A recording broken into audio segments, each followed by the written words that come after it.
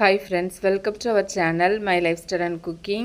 First time பார்க்குறீங்கன்னா subscribe பண்ணிட்டு பாருங்கள் ஃப்ரெண்ட்ஸ். நம்ம இன்றைக்கி ராகி மாவில் பண்ண 4 வகையான ஹெல்த்தியான ரெசிபிஸ் தான் பார்க்க போகிறோம். இதில் செஞ்சுருக்கிற 4 ரெசிபியுமே ஆவியில் வேக வச்சு தான் செஞ்சுருக்கிறோம். ரொம்ப ஈஸியாக செஞ்சிடலாம். வாங்க இந்த ரெசிபிலாம் எப்படி பண்ணலான்னு பார்க்கலாம். இது செய்கிறதுக்கு 1/4 கப் அளவுக்கு பாசிப்பருப்பு எடுத்துருக்கிறேன். இப்போ இதை ஒரு பாத்திரத்தில் சேர்த்துட்டு ஒரு 2-3 நேரம் தண்ணி சேர்த்து கழுவி எடுத்துக்கலாம். இது கூடவே தேவையான அளவு தண்ணி சேர்த்து ஒரு 15லேருந்து ஒரு 20 நிமிஷம் மட்டும் ஊற வச்சாலே போதும். இப்போ நமக்கு பருப்பு நல்லா ஊறி வந்துட்டு இப்போ அதில் இருக்கிற தண்ணியை வடிகட்டிட்டு பருப்பை மட்டும் மிக்ஸி ஜாருக்கு மாற்றி எடுத்துருக்கிறேன். இது கூடவே 2 காஞ்ச வத்தல் சேர்த்துக்கலாம். கூடவே ஒரு 1/4 டீஸ்பூன் அளவுக்கு ஜீரகம் சேர்த்துட்டு நம்ம இதில் தண்ணியெலாம் எதுவும் சேர்க்கக்கூடாது. சேர்க்காமல் இதை நல்லா கொரப்பாக அரைச்சி எடுத்துக்கலாம். பல்ஸ் மோடில் இது போல் அரைச்சி எடுத்துக்கோங்க. 1-2 பருப்பு அரைப்படாமல் இருந்தால் கூட குழப்பம் இல்லை. ஆனால் பேஸ்ட்டாக அரைச்சி எடுக்கக்கூடாது. இது போல் அரைச்சிட்டு இப்போ நம்ம இதை மாற்றி வச்சிடலாம். அடுத்ததாக ஸ்டவ்வில் ஒரு பேன் எடுத்து வச்சுருக்கிறேன். இதில் ஒரு டேபிள் ஸ்பூன் போல் எண்ணெய் சேர்த்துக்கலாம். எண்ணெய் நல்லா சூடாகி வந்ததும் கடுகு சேர்த்துக்கலாம். கடுகு நல்லா பொரிஞ்சு வந்ததும் 1 டேபிள் ஸ்பூன் போல் கடலைப்பருப்பு கூடவே 1 டேபிள் ஸ்பூன் போல் உளுந்து பருப்பு சேர்த்துருக்கிறேன். சேர்த்துட்டு இந்த பருப்பெல்லாம் லைட்டாக ஒரு நிறம் மாதிரி வரதுவரையும் நம்ம இதை வறுத்தெடுத்துக்கலாம். இப்போ இது கூடவே கொஞ்சமாக கருவேப்பிலையும் சேர்த்துக்கலாம். கருவேப்பிலை நல்லா பொரிஞ்சு வந்ததும் இது கூடவே ஒரு 1/2 டேபிள் ஸ்பூன் போல் இஞ்சி சின்னதாக நறுக்கி சேர்த்துருக்கிறேன். கூடவே ஒரு பச்சை மிளகாய் சேர்த்துருக்கிறேன். நம்ம ஏற்கனவே பருப்பு அரைக்கும் போது வத்தல் சேர்த்துருக்குறோம். இப்போ உங்களுக்கு காரத்துக்கு தக்கன நீங்கள் வந்து சேர்த்துக்கோங்க. சேர்த்து இது போல் நல்லா வதக்கி எடுத்துக்கலாம். அடுத்ததாக இது கூடவே மீடியம் சைஸில் ஒரு கேரட் துருவி எடுத்து வச்சுருக்கிறேன். 1/2 கப் அளவுக்கு இருக்குது. இதையும் சேர்த்து நம்ம வதக்கி எடுத்துக்கலாம். கேரட்லாம் ரொம்ப வதங்கி வர வேண்டாம். லைட்டாக வதக்கி எடுத்தாலே போதும். ஒரு நிமிஷம் வதக்கி எடுத்தாலே போதும். இப்போ இது கூடவே நம்ம ஏற்கனவே பருப்பு வந்து அரைச்சி வச்சுருந்தோம்ல, பருப்பு வத்தெல்லாம் சேர்த்து அதை இதில் சேர்த்துக்கலாம். முழுவதுமாகவே சேர்த்துட்டு நம்ம சேர்த்துருக்கிற அந்த பருப்போட பச்சை வாசனை போகிற மாதிரி இது போல் நல்லா வதக்கி எடுத்துக்கலாம். ஒரு 2 நிமிஷம் வதக்கி எடுத்தாலே போதும். இது போல் அந்த பருப்பு நல்லா வதங்கி நல்லா சேர்ந்து வந்ததும் இது கூடவே 1/2 கப் அளவுக்கு தேங்காய் துருவல் வந்து சேர்த்துக்கலாம். நல்லா ஃப்ரெஷ்ஷாக துருவினா தேங்காய் துருவலாக சேர்த்துக்கோங்க. சேர்த்துட்டு நல்லா கலந்து எடுத்துக்கலாம். தேங்காய் துருவெல்லாம் ரொம்ப வதங்கி வர வேண்டாம். நல்லா ஒருக்க கலந்து வந்தாலே போதும். இப்போ இது கூடவே கடைசியாக கொஞ்சமாக மல்லி இலையும் சேர்த்து கலந்து எடுத்துருக்கிறேன். இது போல் எல்லாம் நல்லா சேர்ந்து வந்ததும் இது கூடவே நம்ம தண்ணி சேர்த்துக்கலாம். 1/2 கப் அளவுக்கு தண்ணி சேர்த்துருக்கிறேன். சேர்த்துட்டு இப்போ இதை நம்ம நல்லா கலந்து எடுத்துக்கலாம். எல்லாம் நல்லா சேர்ந்து வர மாதிரி நல்லா கலந்து எடுத்துட்டு நமக்கு இதுக்கு தேவையான அளவு உப்பு சேர்த்துக்கலாம். இப்போ நமக்கு தண்ணி நல்லா கொதித்து வரணும். அது வரையும் ஓரளவு மீடியம் டு ஹை ஃப்ளேமில் வச்சுக்கலாம். இப்போ உங்களுக்கு பார்த்தாலே தெரியும் தண்ணி நல்லா கொதித்து வந்துட்டு இப்போ நம்ம ஃப்ளேமை சிம்மில் வச்சுட்டு 1 கப் அளவுக்கு ராகி மாவு சேர்த்துக்கலாம். 1/2 கப் அளவு தண்ணி, அதுக்கு 1 கப் அளவு ராகி மாவு கரெக்டாக இருக்கும். சேர்த்துட்டு நல்லா கலந்தெடுக்கணும். இது போல் நல்லா கலந்து எடுத்துக்கோங்க. இது நல்லா அந்த பேன்லேருந்து விட்டு வரணும். இது போல் ராகி மாவில் பண்ண நிறைய வெரைட்டியான ரெசிபி நம்ம சேனலில் இருக்குது. லிங்க் எண்ட் ஸ்க்ரீன் ஐக்கார்ட்லலாம் கொடுத்துருக்குறேன். ஃப்ரீ டைமில் சேனலை விசிட் பண்ணி பாருங்கள். கண்டிப்பாக உங்களுக்கு யூஸ்ஃபுல்லாக இருக்கும். இது போல் நல்லா அந்த பேன்லேருந்து விட்டு வந்ததும் நம்ம இப்போ ஸ்டவ் ஆஃப் பண்ணிடலாம். இது நமக்கு கொஞ்சம் ஆறி வரட்டும். நல்லா கம்ப்ளீட்டாக ஆறி வரணும்னு வேண்டாம். லைட்டாக ஒரு சூடு இருக்கும்போதே நம்ம இதை பிசைஞ்சு எடுக்கணும். இப்போ இது கூடவே ஒரு டீஸ்பூன் போல் நெய் சேர்த்துருக்கிறேன். கையிலையும் கொஞ்சமாக நெய் அப்ளை பண்ணிவிட்டு நல்லா இதை வந்து சாஃப்டாக பிசைஞ்சு எடுக்கணும். நல்லா இது போல் பிசைஞ்சிட்டு நார்மல் நம்ம சப்பாத்தி மாவுக்கெலாம் பிசைஞ்சு உருட்டி எடுப்போம்ல, அது போல் நல்லா சாஃப்டாக பிசைஞ்சு உருட்டி எடுத்துக்கலாம். இப்போ இதிலேருந்து கொஞ்சம் கொஞ்சமாக மாவு எடுத்து உங்களுக்கு என்ன மாதிரி ஷேப் வேணுமோ அது போல் ரெடி பண்ணி எடுத்துக்கோங்க. நார்மலாக நம்ம கொழுக்கட்டெல்லாம் ரெடி பண்ணுவோம்ல, அது போல் கூட நீங்கள் ரெடி பண்ணி எடுத்துக்கலாம். இல்லை சின்ன சின்ன உருண்டைகளாகவும் பிடிச்சி எடுத்துக்கலாம். நான் இங்கே உருட்டிட்டு இந்த மாதிரி விரல் வச்சு ப்ரெஸ் பண்ணி இது போல் ஒரு ஷேப்க்கு வந்து ரெடி பண்ணி எடுத்து வச்சுருக்கிறேன். நான் இங்கே ஒரு ஸ்டீமர் பிளேட் எடுத்து வச்சுருக்கிறேன். அதுக்கு மேலே வாழை போட்டுட்டு வாழைக்கு மேலே எண்ணெய் வந்து தடவி எடுத்து வச்சுருக்கிறேன். இதில் நம்ம ரெடி பண்ணி வச்சுருக்கிற எல்லாத்தையுமே நம்ம வச்சிடலாம். வாழை போடணுன்னு கட்டாயம் எதுவும் இல்லை. ஸ்டீமர் பிளேட்டில் இட்லி பிளேட்லேயும் நான் ரெடி பண்ணி எடுத்து வச்சுருக்கிறேன். நீங்கள் ஏதாவது ஒரு பிளேட்டில் கூட ரெடி பண்ணி எடுத்து வச்சுக்கலாம். இப்போ நம்ம இதை ஆவியில் வேக வச்சு எடுத்துக்கலாம். நாங்கள் இட்லி பாத்திரத்தில் தண்ணி வச்சுருக்கிறேன். அதுக்கு மேலே ஸ்டாண்டு போட்டு இட்லி பிளேட் எடுத்து வச்சுருக்கிறேன். இப்போ இதுக்கு மேலே ஸ்டீமர் பிளேட் எடுத்து வச்சுருக்கிறேன். எல்லாத்தையும் ஒரே பிளேட்டில் கூட நீங்கள் வந்து வச்சு எடுத்துக்கலாம். இப்போ நம்ம இதை மூடி வச்சுட்டு ஓரளவு மீடியம் டு ஹை ஃப்ளேமில் ஒரு 10லேருந்து ஒரு 15 நிமிஷம் வேக வச்சு எடுத்துக்கலாம். இப்போ நமக்கு நல்லாவே வெந்து வந்துட்டு நல்லா வெந்து வந்ததும் நமக்கு பார்த்தாலே தெரியும் நல்லா வந்து ஷைனிங்காக இருக்கும். இப்போ இது வந்து கொஞ்சம் ஆறி வரட்டும். இப்போ நான் ஒரு பிளேட்டுக்கு எடுத்து மாற்றி வச்சுருக்கிறேன். உங்களுக்கு பார்த்தாலே தெரியும் நல்ல சாஃப்டாக ஒரு சூப்பரான ஒரு ஹெல்த்தியான பிரேக்ஃபாஸ்ட். நான் இப்போ இதுலேருந்து ஒன்று எடுத்து உங்களுக்கு பிச்சு காமிக்கிறேன். உங்களுக்கு பார்த்தாலே தெரியும் எந்த அளவு சாஃப்டாக இருக்குதுன்னு. ரொம்ப ரொம்ப சுவையாகவும் இருக்கும். எப்பவும் இட்லி தோசைன்னு செய்யாமல் கண்டிப்பாக இது போல் ட்ரை பண்ணி பாருங்கள். கண்டிப்பாக திரும்ப திரும்ப செய்வீங்க. அந்தளவுக்கு ரொம்ப சுவையாக இருக்கும். நீங்களும் இந்த ரெசிபியை ட்ரை பண்ணி பார்த்துட்டு உங்களுக்கு எப்படி வந்ததுன்னு மறக்காமல் கமெண்ட்ஸ் பண்ணுங்கள். ரெசிபி வீடியோ கண்டிப்பாக உங்களுக்கு பிடிக்கும். பிடிச்சிருந்தால் லைக்கோட ஹைப்பும் பண்ணிவிட்டு சப்ஸ்கிரைப் ஷேரும் பண்ணுங்கள் ஃப்ரெண்ட்ஸ். அதுக்கு ஸ்டவ்வில் ஒரு பாத்திரம் எடுத்து வச்சுருக்கிறேன். இதில் 250 ml கப்பில் 3/4 கப் அளவுக்கு வெல்லம் சேர்த்துருக்கிறேன். இதுக்கு பதிலாக கருப்பட்டி கூட சேர்த்துக்கலாம். இது கூடவே 1 கப் அளவுக்கு தண்ணி சேர்த்துட்டு நம்ம வெல்லத்தை நல்லா கரைச்சி எடுக்கணும். பதம் எதுவும் வர வேண்டாம். வெல்லம்லாம் நல்லா கரைஞ்சி வந்தாலே போதும். இது போல் நல்லா கரைஞ்சி கொதித்து வந்ததும் நம்ம ஸ்டவ் ஆஃப் பண்ணிவிட்டு இதை மாற்றி வச்சிடலாம். அடுத்ததாக ஒரு சாலட் வெள்ளரிக்காய் எடுத்துருக்கிறேன். வெள்ளரிக்காவை நல்லா கழுவிட்டு இந்த மாதிரி தோலை எடுத்துட்டு 2ஆக கட் பண்ணி எடுத்து வச்சுருக்கிறேன். அதோட விதையும் எடுத்துகிட்டு நம்ம இப்போ காய் துருவோம்ல அதில் துருவி எடுத்துக்கலாம். இந்த மாதிரி நம்ம எடுத்திருந்த ஒரு வெள்ளரிக்காவையும் துருவி எடுத்ததுக்கப்புறமா நீங்கள் ஒரு கப்பில் மாற்றி எடுத்துருக்கிறேன். 250 ml கப்பில் 3/4 கப் அளவுக்கு இருக்குது. இப்போ நம்ம இதை ஒரு பேனுக்கு மாற்றிக்கலாம். நம்ம துருவும் போது அந்த தண்ணியோட சேர்த்தே நீங்கள் எடுத்துக்கோங்க. இது கூடவே 250 ml கப்பில் 1 கப் அளவுக்கு துருவின தேங்காய் சேர்த்துக்கலாம். நல்லா ஃப்ரெஷ்ஷாக துருவின தேங்காவாக சேர்த்துக்கோங்க. இது கூடவே 2 ஸ்பூன் அளவுக்கு நெய் சேர்த்துக்கலாம். நெய் சேர்த்து நல்லா இந்த மாதிரி கலந்து எடுத்துக்கலாம். ரொம்ப வதக்கி எடுக்கணும்லாம் வேண்டாம். நம்ம சேர்த்துருந்த நெய், வெள்ளரிக்காய், தேங்காய்லாம் நல்லா சேர்ந்து வந்தாலே போதும். இது போல் எல்லாம் நல்லா சேர்ந்து வந்ததுக்கப்புறமா இதில் நம்ம ஏற்கனவே ரெடி பண்ணி வச்சுருந்தோம்ல வெள்ளை தண்ணி, அதை சேர்த்துக்கலாம். ஒருக்கா இதை நம்ம இந்த மாதிரி அரைச்சி சேர்த்துக்கலாம். நீங்கள் நாட்டு சக்கரை சேர்க்குறதா இருந்தால் டைரெக்டாக சேர்த்துட்டு இது கூடவே 1 கப் அளவு தண்ணி சேர்த்துக்கோங்க. இந்த மாதிரி வெள்ளை தண்ணி சேர்த்துட்டு நல்லா கலந்து எடுத்துக்கலாம். நம்ம சேர்த்துருந்த எல்லாமே இந்த வெள்ளை தண்ணியோடு சேர்ந்து வர மாதிரி கலந்து எடுத்துட்டு இது கூடவே 2 பிஞ்சு போல் உப்பு சேர்த்துருக்கிறேன். கூடவே வாசனைக்காக வேண்டி ஒரு 1/2 டீஸ்பூன் போல் ஏலக்காய் பொடி சேர்த்துருக்கிறேன். இதெல்லாம் சேர்த்து நல்லா இது போல் கலந்து எடுத்துக்கலாம். இப்போ நமக்கு தண்ணி நல்லா கொதித்து வரணும். கொதித்து வரது வரையும் ஓரளவு மீடியம் டு ஹை ஃப்ளேமில் வச்சுக்கலாம். தண்ணி இது போல் நல்லா கொதித்து வந்ததுக்கப்புறமா ஃப்ளேமை சிம்மில் வச்சுட்டு இது கூடவே 250 ml கப்பில் 1 கப் அளவுக்கு ராகி மாவு எடுத்துருக்கிறேன். இதை சேர்த்து நல்லா கட்டி எதுவும் இல்லாமல் கலந்து எடுத்துக்கலாம். ஃப்ளேமை சிம்மில் வச்சுட்டு தொடர்ந்து கலந்து எடுக்கணும். ரொம்ப சீக்கிரமாகவே ரெடியாகி வந்துடும். ராகி மாவு நல்லா அந்த பேன்லேருந்து விட்டு வரணும். அது வரையும் நம்ம இதை கலந்து எடுக்கணும். இது போல் நிறைய வெரைட்டியான ராகி மாவில் பண்ண ரெசிபி நம்ம சேனலில் இருக்குது. லிங்க் எண்டு ஸ்க்ரீன் ஐகார்டில் கொடுத்துருக்குறேன். சேனலையும் விசிட் பண்ணி பாருங்கள். கண்டிப்பாக உங்களுக்கு யூஸ்ஃபுல்லாக இருக்கும். இது போல் நல்லா அந்த பேன்லேருந்து விட்டு வந்ததுக்கப்புறமா ஸ்டவ் ஆஃப் பண்ணிடலாம்.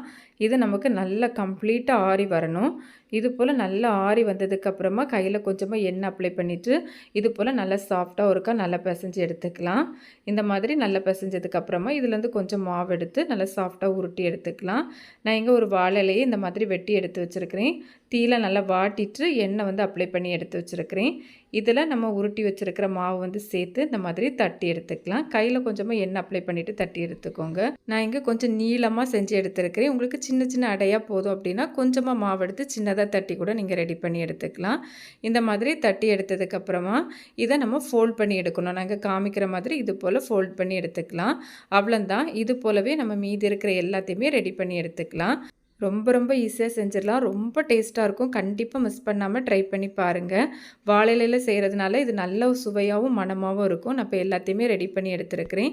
இப்போ நம்ம இதை ஆவியில் வேக வச்சு எடுத்துக்கலாம். நான் இங்கே பேனில் தண்ணி எடுத்து வச்சுருக்கிறேன். அதுக்கு மேலே ஸ்டாண்டு போட்டுட்டு ஸ்டீமர் பிளேட் எடுத்து வச்சுருக்கிறேன். அதுக்கு மேலே நம்ம ரெடி பண்ணியிருக்கிறது எல்லாத்தையும் அரேஞ்ச் பண்ணி எடுத்து வச்சுருக்கிறேன். தண்ணி நல்லா கொதிச்சதுக்கு அப்புறமா தான் நம்ம எல்லாத்தையும் எடுத்து வைக்கணும். இப்போ நம்ம இதை மூடி வச்சு மீடியம் ஃப்ளேமில் ஒரு 15லேருந்து ஒரு 20 நிமிஷம் வச்சு எடுத்துக்கலாம். இப்போ நமக்கு எல்லாமே நல்லா வெந்து வந்துட்டு சூட்டோடு பார்க்கும்போது ரொம்ப சாஃப்டாக இருக்கும். இது நல்லா ஆறட்டும். நல்லா ஆறுனதுக்கப்புறமா நான் இங்கே எடுத்து வச்சுருக்கிறேன். இப்போ இதுலேருந்து ஒன்று எடுத்து காமிக்கிறேன். பார்த்தாலே தெரியும் எந்த அளவு சாஃப்டாக இருக்குன்னு. ரொம்ப சாஃப்டாக இருக்கும் ஃப்ரெண்ட்ஸ். கண்டிப்பாக மிஸ் பண்ணாமல் ட்ரை பண்ணி பாருங்கள். அவ்வளோ ஒரு டேஸ்ட்டாக இருக்கும். உங்களுக்கு பார்த்தாலே தெரியும் எந்த அளவு சாஃப்டாக இருக்குதுன்னு. நான் இப்போ இதுலேருந்து ஒன்று எடுத்து உங்களுக்கு பிச்சு காமிக்கிறேன். கண்டிப்பாக நீங்களும் இந்த ரெசிபியை ட்ரை பண்ணி பாருங்கள். ட்ரை பண்ணி பார்த்துட்டு உங்களுக்கு எப்படி வந்ததுன்னு மறக்காமல் கமெண்ட்ஸ் பண்ணுங்கள். ரெசிபி வீடியோ கண்டிப்பாக உங்களுக்கு பிடிக்கும். பிடிச்சிருந்தால் லைக்கோட ஹைப்பும் பண்ணிவிட்டு சப்ஸ்கிரைப் ஷேரும் பண்ணுங்கள். இது செய்கிறதுக்கு சின்னதாக ஒரு பாத்திரம் எடுத்து வச்சுருக்கிறேன். இதில் 1/4 கப் அளவுக்கு வெள்ளை கலர் நைஸ் அவல் வந்து சேர்த்துக்கலாம். இப்போ இதை ஒரு 2-3 நேரம் தண்ணி சேர்த்து கழுவிட்டு இதில் கொஞ்சமாக தண்ணி அது மூழ்கிற அளவுக்கு தண்ணி சேர்த்தா போதும். சேர்த்து ஜஸ்ட் ஒருக்கா இது போல் கலந்து எடுத்துகிட்டு நம்ம இதை தனியாக மாற்றி வச்சிடலாம். இப்போ இது இருக்கட்டும். அடுத்ததாக மிக்ஸி ஜார் ஒன்று எடுத்துருக்கிறேன். இதில் 250 ml கப்பில் 1 கப் அளவுக்கு ராகி மாவு அதாவது கேழ்வரகு மாவு சேர்த்துக்கலாம். கூடவே 1/2 கப் அளவுக்கு நாட்டு சர்க்கரை சேர்த்துருக்கிறேன். இனிப்பு நீங்கள் உங்கள் தேவைக்கு தக்கன கூட்டியோ குறைச்சோ சேர்த்துக்கலாம். இனிப்பு எதுவும் வேண்டாம்னா நீங்கள் ஸ்கிப் பண்ணிகிட்டே செய்யலாம். குழம்பு சேர்த்து சாப்பிட்றதுக்குமே இது ரொம்ப நல்லாயிருக்கும். அடுத்ததாக இது கூடவே 1/2 கப் அளவுக்கு தேங்காய் துருவல் சேர்த்துக்கலாம். நல்லா ஃப்ரெஷ்ஷாக துருவின தேங்காய் துருவலாக சேர்த்துக்கோங்க. அடுத்ததாக இது கூடவே ஒரு 2 பிஞ்சு போல் உப்பு சேர்த்துருக்கிறேன். கூடவே 1 டீஸ்பூன் போல் ஏலக்காய் பொடி சேர்த்துருக்கிறேன். நீங்கள் இனிப்பு எதுவும் சேர்க்கலைன்னா அதுக்கு பதிலாக நீங்கள் 1 டீஸ்பூன் அளவுக்கு ஜீரகம் சேர்த்துக்கலாம். இது கூடவே நம்ம ஏற்கனவே அவல் வந்து ஊற வச்சுருந்தோம்ல, அது நமக்கு இப்போ நல்லாவே ஊறி வந்துட்டு நம்ம இந்த மிக்சியில் சேர்க்குற டைமில் மட்டும் ஊற வச்சாலே போதும். இப்போ நம்ம ஊற வச்ச அவல் முழுவதும் நம்ம மிக்ஸி ஜாருக்கு மாற்றிக்கலாம். அடுத்ததாக நம்ம இன்றைக்கி சோடாலாம் சேர்க்காம அதுக்கு பதிலாக ஒரு 1/4 டீஸ்பூன் போல் இன்ஸ்டன்ட் ட்ரை ஈஸ்ட்டு சேர்த்துருக்கிறேன். இப்போ நல்லா குளிர்ந்த கிளைமேட்டாக இருக்கிறனால ஒரு 1/4 டீஸ்பூன் அளவு சேர்த்துருக்கிறேன். நல்ல சூடான கிளைமேட்டாக இருக்குன்னா ஒரு 2 பிஞ்ச் அளவு சேர்த்தாலே போதும். ஈஸ்ட்டு சேர்க்காமலும் செய்யலாம், அதை பற்றி நான் வீடியோவில் சொல்லியிருக்கேன். கூடவே 1 டீஸ்பூன் போல் வெள்ளை சர்க்கரை சேர்த்துட்டு 1 கப் அளவு தண்ணி சேர்த்து இதை நம்ம நல்லா ஃபைன் பேஸ்ட்டாக அரைச்சி எடுத்துக்கலாம். இப்போ நான் அரைச்சி எடுத்து வச்சுருக்கிறேன். இப்போ இதை ஒரு பாத்திரத்துக்கு மாற்றி எடுத்துக்கலாம். நமக்கு மாவு இது போல் ஒரு கன்சிஸ்டன்சியில் தான் இருக்கணும். அடுத்ததாக நான் மிக்ஸி ஜாரில் ஒரு 1-2 டேபிள் ஸ்பூன் போல் தண்ணி சேர்த்து இது கூடவே சேர்த்துருக்கிறேன். இப்போ நம்ம மாவை நல்லா கலந்து எடுத்துக்கலாம். நீங்கள் ஈஸ்ட்டு சேர்க்கலைன்னா அதுக்கு பதிலாக ஒரு 1/4 டீஸ்பூன் போல் பேக்கிங் சோடா சேர்த்து உடனே நம்ம இந்த ரெசிபி செஞ்சு எடுத்துக்கலாம். இல்லை ஒரு 8 மணி நேரம் புளிக்க வச்சு கூட செய்யலாம். இப்போ நான் இதை மூடி வச்சு 2 மணி நேரம் வச்சு எடுத்துருக்கிறேன். நான் வச்சு ஒரு 2 மணி நேரம் ஆகுது. பார்த்தாலே தெரியும் மேலே நல்லா மாவு பொங்கி வந்திருக்கு. நம்ம வச்சுருக்கிற அந்த கிளைமேட்டை பொறுத்து நமக்கு ரெடி ஆகிறதுக்கு டைம் ஆகும். நல்ல வெயில் காலமாக இருந்ததுன்னா 1 மணி நேரத்துலேயே நமக்கு நல்லா பொங்கி வந்துடும். இப்போ இதை ஒருக்கா ஜஸ்ட் இது போல் கலந்து எடுத்தால் போதும். ரொம்ப கலந்து எடுக்க வேண்டாம். இது போல் லைட்டாக கலந்து எடுத்துகிட்டு நம்ம இதை ஆவியில் வேக வச்சு எடுத்துக்கலாம். ரொம்ப ஒரு ஹெல்த்தியான ஒரு ரெசிபி, ரொம்ப சூப்பரான டேஸ்ட்டாகவும் இருக்கும். இதுக்காக வேண்டி நான் ஒரு இட்லி பாத்திரத்தில் ஒரு ஸ்டாண்டு போட்டு தண்ணி வச்சுருக்கிறேன். தண்ணி நல்லா கொதிச்சதுக்கப்புறமா இந்த மாதிரி ஒரு ஸ்டீல் பாத்திரம் வச்சுருக்கிறேன். இதுக்கு பதிலாக கேக் டீன் கூட எடுத்துக்கலாம். இதில் கீழே கொஞ்சமாக எண்ணெய் அப்ளை பண்ணிவிட்டு நம்ம இதில் மாவு வந்து சேர்த்துக்கலாம். நம்ம எடுத்துருக்கிற பாத்திரத்துக்கு ஒரு 3/4 பகுதி அளவு வரதுவரையும் மாவு சேர்த்துக்குங்க. முழுவதும் சேர்க்க வேண்டாம். நம்ம என்ன வேக வச்சு எடுக்கும்போது மேலே பொங்கி வரும். இப்போ மாவெல்லாம் சேர்த்ததுக்கப்புறமா இதை மூடி வச்சு ஹை ஃப்ளேமில் ஒரு 5 நிமிஷம் மட்டும் வச்சு எடுத்துக்கலாம். மூடியில் ஒரு ஹோல் இருக்கனால இந்த மாதிரி ஒரு பேப்பர் வச்சு அடைச்சி வச்சுருக்கிறேன்.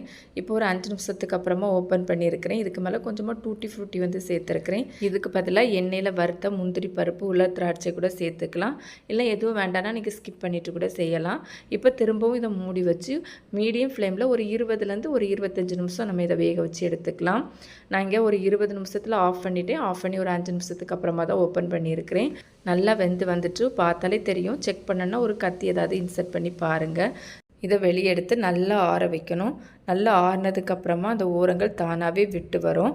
அதனால் நான் கத்தி வச்சு ஒருக்கா எடுத்து விட்டுட்டு இந்த மாதிரி கமத்தி எடுத்து வச்சுருக்கிறேன். உங்களுக்கு பார்த்தாலே தெரியும் பாத்திரத்தில் எதுவுமே ஒட்டலை. ரொம்ப பர்ஃபெக்டாக ரொம்ப சூப்பராக வந்திருக்கு. இப்போ நான் இதை ஒரு பிளேட்டுக்கு மாற்றி எடுத்து வச்சுருக்கிறேன். உங்களுக்கு பார்த்தாலே தெரியும் எந்த அளவு சாஃப்டாக இருக்குது. நல்ல சாஃப்டாக நல்ல ஸ்பாஞ்சியாக இருக்கும். இதிலேயே நம்ம இனிப்பு சேர்க்காமல் செய்யும்போது நம்ம இதை பிரேக்ஃபாஸ்ட் டின்னராக சாப்பிட்லாம். இனிப்பு சேர்த்து சாப்பிடும்போது நல்லா குழந்தைங்களுக்கு ஸ்நாக்ஸாக கொடுக்கும்போது விரும்பி சாப்பிடுவாங்க. நான் இப்போ இதை எடுத்து கட் பண்ணி காமிக்கிறேன். பார்த்தாலே தெரியும் எந்தளவு ஸ்பாஞ்சியாக இருக்குதுன்னு. நல்ல ஸ்பாஞ்சியாக நல்ல சாஃப்டாக ரொம்ப சூப்பரான ஒரு டேஸ்ட்டாக இருக்கும். ஃப்ரெண்ட்ஸ் கண்டிப்பாக ட்ரை பண்ணி பாருங்கள். ராகி மாவில் பண்ண நிறைய வெரைட்டியான ஸ்நாக்ஸ் ரெசிபி, பிரேக்ஃபாஸ்ட் ரெசிபிலாம் நம்ம சேனலில் இருக்குது. லிங்க் ஐகார்டு என்ட் ஸ்க்ரீனில் கொடுத்துருக்குறேன். அது மாதிரி சேனலையும் கண்டிப்பாக விசிட் பண்ணி பாருங்கள். உங்களுக்கு யூஸ்ஃபுல்லாக இருக்கும். இந்த ரெசிபி வீடியோ கண்டிப்பாக உங்களுக்கு பிடிக்கும். பிடிச்சிருந்தால் லைக்கோட ஹைப்பும் பண்ணிவிட்டு சப்ஸ்கிரைப் ஷேரும் பண்ணுங்கள் ஃப்ரெண்ட்ஸ். இது செய்கிறதுக்கு ஒரு பேன் வந்து ஸ்டவ்வில் வச்சுருக்கிறேன். இதில் 1 டீஸ்பூன் போல் நெய் வந்து சேர்த்துக்கலாம். நெய் நல்லா உருகி வந்ததுக்கப்புறமா இதில் கொஞ்சம் முந்திரி பாதாம் வந்து சின்னதாக கட் பண்ணி சேர்த்துருக்கிறேன். இது ஆப்ஷனல் தான், இருந்தால் சேர்த்துக்கோங்க, இல்லைனா ஸ்கிப் பண்ணிக்கலாம். இல்லைனா இதுக்கு பதிலாக வறுத்த வேர்க்கடலை கூட சின்னதாக கட் பண்ணி நம்ம வந்து சேர்த்துக்கலாம். இது மாதிரி சேர்த்துருந்த நட்ஸ்லாம் நல்லா வறுபட்டு வந்ததுக்கப்புறமா இது கூடவே 2 வாழைப்பழம் வந்து சேர்த்துக்கலாம். எந்த வகையான வாழைப்பழம் வேணாலும் சேர்த்துக்கலாம். நான் இங்கே ரொபஸ்ட்ரா பழம் வந்து சேர்த்துருக்கிறேன். சின்ன வாழைப்பழமாக இருந்ததுன்னா 3 சேர்த்துக்கோங்க. வாழைப்பழத்தை இது போல் நெய்யிலேயே நல்லா வதக்கி எடுத்துக்கோங்க. வாழைப்பழத்தை நெய்யில் வதக்கி எடுக்கும்போது நம்ம பழுத்த வாழைப்பழம் தான் சேர்த்துருக்குறோம். அதனால் ஸ்பூனோட பேக் சைடு வச்சு இது போல் ப்ரெஸ் பண்ணி நம்ம வதக்கி எடுத்தோன்னா ஈஸியாக நல்லா மேஷ் ஆகி வந்துடும். அடுத்ததாக இது கூடவே அரைக்கப் அளவுக்கு துருவின தேங்காய் வந்து சேர்த்துக்கலாம். நல்லா டைட்டாக மெஷர் பண்ணி அரைக்கப் அளவு வந்து எடுத்துருக்கிறேன். தேங்காயும் சேர்த்து நல்லா ஜஸ்ட் ஒருக்கா கலந்து எடுத்தால் போதும். அந்த வாழைப்பழத்தோட அந்த தேங்காய் துருவல் வந்து சேர்ந்து வர மாதிரி இது போல் நல்லா கலந்து எடுத்துக்கோங்க. அடுத்ததாக இது கூடவே இனிப்புக்காக வேண்டி 3/4 கப் அளவுக்கு நாட்டு சக்கரை வந்து சேர்த்துருக்கிறேன். நீங்கள் வெல்லம் சேர்க்குறதா இருந்தால் கொஞ்சமாக தண்ணி சேர்த்து கரைச்சிட்டு ஃபில்ட்ரு பண்ணி இதில் சேர்த்துக்கோங்க. நம்ம நாட்டு சக்கரை சேர்த்த உடனே அந்த சூட்டில் நாட்டு சக்கரை நல்லா மெல்ட் ஆகி வரும். இது போல் நல்லா நாட்டு சக்கரை மெல்ட் ஆகி நம்ம சேர்த்துருந்த வாழைப்பழம் தேங்காய் துருவலோடு நல்லா கலந்து வர மாதிரி நல்லா கலந்து எடுத்துக்கோங்க. இது போல் நம்ம சேர்த்துருந்த நாட்டு சக்கரை வாழைப்பழம் தேங்காய் துருவலோடு நல்லா கலந்து வந்ததும் நம்ம வந்து ஸ்டவ் ஆஃப் பண்ணி இதை வந்து தனியாக வச்சிடலாம். இப்போ இது இருக்கட்டும். அடுத்ததாக ஒரு பாத்திரம் ஒன்று எடுத்துருக்கிறேன். இதில் 3/4 கப் அளவுக்கு ராகி மாவு வந்து சேர்த்துக்கலாம். இது கூடவே 1/4 கப் அளவுக்கு ரவை வந்து சேர்த்துக்கலாம். ரவை வறுத்த ரவை வறுக்காத ரவைன்னு எது வேணாலும் சேர்த்துக்கலாம். இது கூடவே ஒரு 1/4 டீஸ்பூன் போல் உப்பு வந்து சேர்த்துருக்கிறேன். 1/2 டீஸ்பூன் போல் வாசனைக்காக வேண்டி ஏலக்காய் பொடி வந்து சேர்த்துருக்கிறேன். இதெல்லாம் சேர்த்ததுக்கப்புறமா நல்லா கலந்து எடுத்துக்கோங்க. நம்ம சேர்த்துருந்த ரவை ராகி மாவுலாம் நல்லா அந்த மாதிரி கலந்து வர மாதிரி கலந்து எடுத்துக்கலாம். அடுத்ததாக இது கூடவே நம்ம ஏற்கனவே நெய்யில் வதக்கி வச்சுருந்தோம்ல வாழைப்பழம் தேங்காய் துருவெல்லாம் அதை வந்து நம்ம இதில் வந்து சேர்த்துக்கலாம். எல்லாத்தையும் மொத்தமாக மாவோடு சேர்த்துக்கலாம். சேர்த்து ஃபஸ்ட்டு தண்ணி எதுவும் சேர்க்காமல் ரஃப்பாக இது போல் மாவோடு கலந்து எடுத்துக்கலாம். நம்ம இதில் வாழைப்பழம் தேங்காய் துருவல் இதெல்லாம் நெய்யில் வதக்கி நம்ம செய்யும்போது இது ரொம்ப ரொம்ப சூப்பரான டேஸ்ட்டாக இருக்கும். ரொம்ப ஹெல்த்தியும் கூட. இது போல் ரஃப்பாக கலந்து எடுத்ததுக்கப்புறமா இது கூடவே 3/4 கப் அளவு தண்ணி சேர்த்துக்கலாம். தண்ணி ரூம் டெம்பரேச்சரில் இருக்கிற தண்ணி தான் சேர்த்து நல்லா கலந்து எடுத்துக்கலாம். இது போல் விஸ்க் இருந்துன்னா அதை வச்சு கலந்து எடுக்கும்போது கட்டி எதுவும் இல்லாமல் நமக்கு கலந்து எடுக்கிறதுக்கு நல்லா ஈஸியாக இருக்கும். இது ஸ்நாக்ஸாக மட்டும் இல்லை, பிரேக்ஃபாஸ்ட்டாக செஞ்சு கொடுத்தா கூட ரொம்ப ஹெல்த்தியாகவே இருக்கும். இப்போ மாவு பார்த்திங்கன்னா தெரியும் கொஞ்சம் திக்காக இருக்குது. அதனால் எக்ஸ்ட்ரா ஒரு 1/4 கப் அளவு தண்ணி சேர்த்துருக்கிறேன். ஓவராலாக 1 கப் அளவுக்கு தண்ணி வந்து சேர்த்துருக்கிறேன். சேர்த்து நல்லா ஒரு முறை கலந்து எடுத்துக்கலாம். நமக்கு மாவு கொஞ்சம் கெட்டியாக தான் இருக்கும். அதாவது இட்லி மாவு பதத்துக்கு இருக்கும். இது போல் ரெடி பண்ணி எடுத்துக்கோங்க. இப்போ நம்ம இதில் ரவை சேர்த்துருக்கிறதுனால ஒரு 2 நிமிஷம் மட்டும் நம்ம இதை வந்து மூடி வச்சிடலாம். இப்போ இது இருக்கட்டும். நம்ம இந்த ஸ்நாக்ஸ் வந்து ரெடி பண்ணுறது இந்த மாதிரி சின்ன சின்ன பவுலில் தான். இதில் கொஞ்சமாக எண்ணெயோ நெய்யோ வந்து சேர்த்துட்டு நல்லா வந்து அப்ளை பண்ணி எடுத்துக்கோங்க. இது மாதிரி நம்ம எல்லா பவுல்லையும் வந்து அப்ளை பண்ணி எடுத்துக்கலாம். இப்போ இது இருக்கட்டும். அடுத்ததாக நம்ம ஏற்கனவே மூடி வச்சுருந்தாலும் அது மாவு கொஞ்சம் கெட்டியாகி வந்திருக்கு. இப்போ ஒருக்கா ஸ்பூன் வச்சு நல்லா கலந்து எடுத்துக்கோங்க. அடுத்ததாக இது கூடவே ஒரு 1/4 டீஸ்பூன் போல் பேக்கிங் சோடா வந்து சேர்த்துருக்கிறேன்.